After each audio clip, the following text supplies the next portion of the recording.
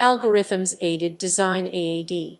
Algorithms-Aided Design AAD is the use of specific algorithms editors to assist in the creation, modification, analysis, or optimization of a design.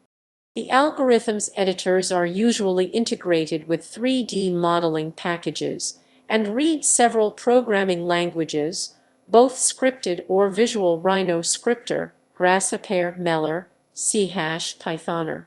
The algorithms-aided design allows designers to overcome the limitations of traditional CAD software and 3D computer graphics software, reaching a level of complexity which is beyond the human possibility to interact with digital objects.